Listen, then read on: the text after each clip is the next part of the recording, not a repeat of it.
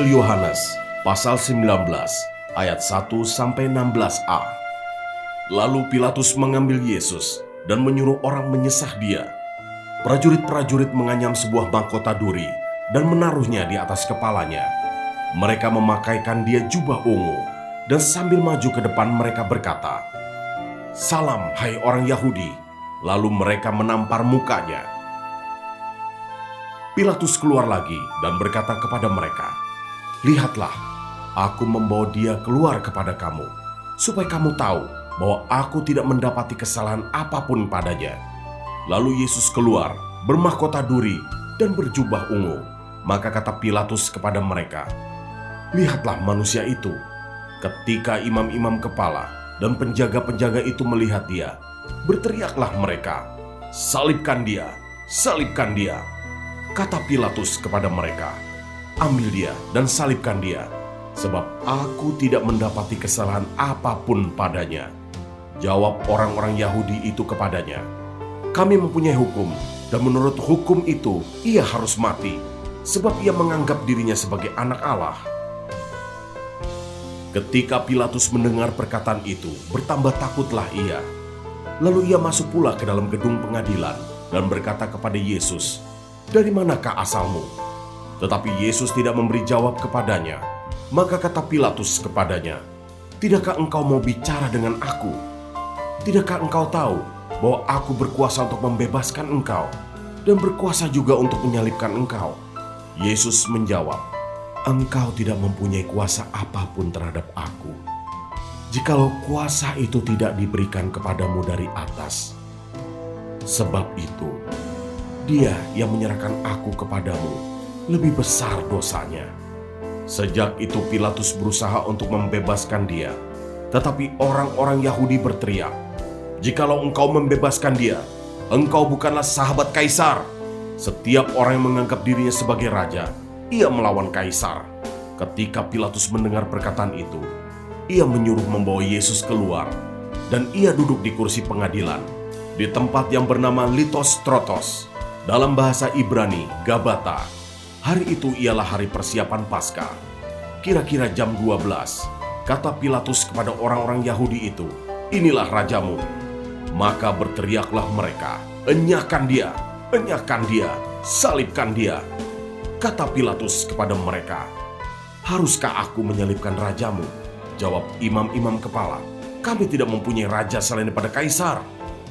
Akhirnya Pilatus menyerahkan Yesus kepada mereka untuk disalibkan.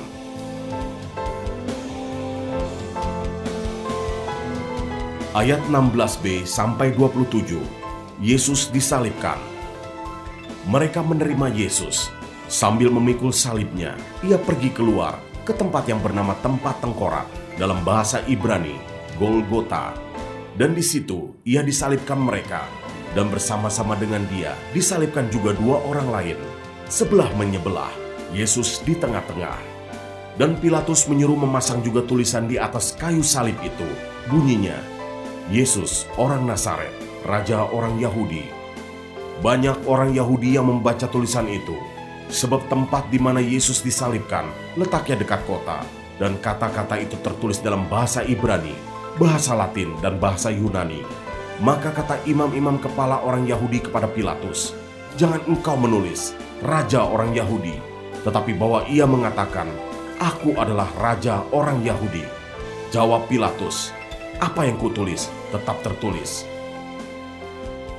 Sesudah prajurit-prajurit itu menyalibkan Yesus, mereka mengambil pakaiannya, lalu membaginya menjadi 4 bagian, untuk tiap-tiap prajurit 1 bagian, dan jubahnya juga mereka ambil. Jubah itu tidak berjahit, dari atas ke bawah, hanya 1 tenunan saja. Karena itu mereka berkata seorang kepada yang lain, "Janganlah kita membaginya menjadi beberapa potong, tetapi baiklah kita membuang undi untuk menentukan siapa yang mendapatnya. Demikianlah hendaknya supaya genaplah yang ada tertulis dalam kitab suci. Mereka membagi-bagi pakaianku di antara mereka, dan mereka membuang undi atas jubahku." Hal itu telah dilakukan prajurit-prajurit itu, dan dekat salib Yesus berdiri ibunya dan saudara ibunya, Maria, istri Klopas, dan Maria Magdalena. Ketika Yesus melihat ibunya dan muridnya yang dikasihinya di sampingnya. Berkatalah ia kepada ibunya, "Ibu, inilah anakmu." Kemudian katanya kepada murid-muridnya, "Inilah ibumu." Dan sejak saat itu, murid itu menerima dia di dalam rumahnya.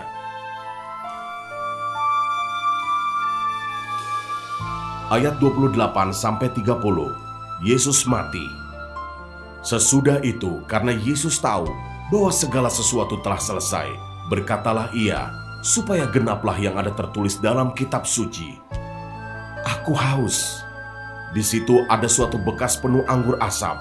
Maka mereka mencucukkan bunga karang yang telah dicelupkan dalam anggur asam pada sebatang hisop, lalu mengunjukkannya ke mulut Yesus.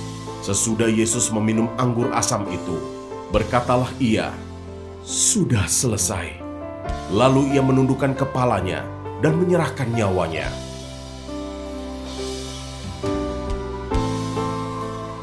Ayat 31-37, lambung Yesus ditikam. Karena hari itu hari persiapan, dan supaya pada hari Sabat mayat-mayat itu tidak tinggal tergantung pada kayu salib. Sebab Sabat itu adalah hari yang besar, maka datanglah orang-orang Yahudi kepada Pilatus dan meminta kepadanya supaya kaki orang-orang itu dipatahkan dan mayat-mayatnya diturunkan. Maka datanglah prajurit-prajurit, lalu mematahkan kaki orang yang pertama dan kaki orang yang lain yang disalibkan bersama-sama dengan Yesus. Tetapi ketika mereka sampai kepada Yesus dan melihat bahwa ia telah mati, mereka tidak mematahkan kakinya. Tetapi seorang dari antara prajurit itu menikam lambungnya dengan tombak, dan segera mengalir keluar darah dan air. Dan orang yang melihat hal itu sendiri, yang memberikan kesaksian ini, dan kesaksiannya benar, dan ia tahu bahwa ia mengatakan kebenaran, supaya kamu juga percaya. Sebab hal itu terjadi, supaya genaplah yang tertulis dalam kitab suci. Tidak ada tulangnya yang akan dipatahkan. Dan ada pula nas yang mengatakan, mereka akan memandang kepada dia yang telah mereka tikam.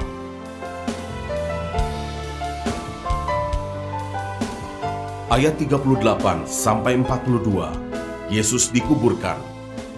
Sesudah itu Yusuf dari Arimatea, ia murid Yesus, tetapi sembunyi-sembunyi karena takut kepada orang-orang Yahudi, meminta kepada Pilatus supaya ia diperbolehkan menurunkan mayat Yesus.